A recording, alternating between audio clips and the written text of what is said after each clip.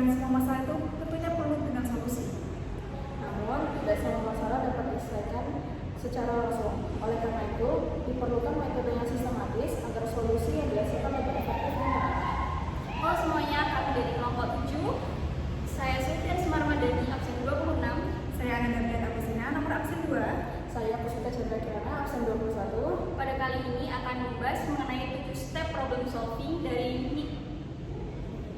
McKinsey Company. Problem solving adalah proses berpikir secara sistematis untuk memahami masalah, menganalisa penyebabnya, dan menentukan solusi yang tepat dalam situasi yang kompleks. Dalam metode ini terdapat 7 langkah utama yang dikenal dengan 7 steps of problem solving. Langkah pertama adalah define the problem, yaitu mendefinisikan masalah secara jelas dan spesifik. Hal ini sangat penting karena jika kita selalu memahami masalah, maka solusi yang dihasilkan akan tidak tepat.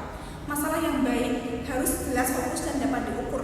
Sebagai contoh, bukan hanya meningkatkan penjualan, tetapi meningkatkan penjualan sebesar 10% dalam waktu 6 bulan dalam suatu usaha.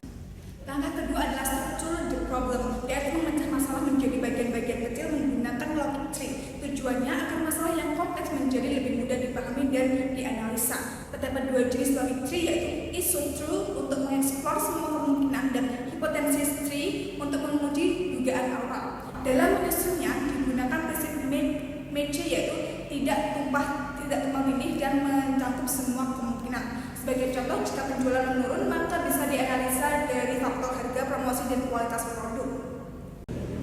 Langkah ketiga adalah prioritas issue, yaitu menentukan prioritas masalah. Tidak semua masalah harus diselesaikan sekaligus sehingga kita perlu fokus pada yang paling berdampak. Digunakan prinsip Pareto atau 80/20, yaitu 20% penyebab menghasilkan 80% dampak.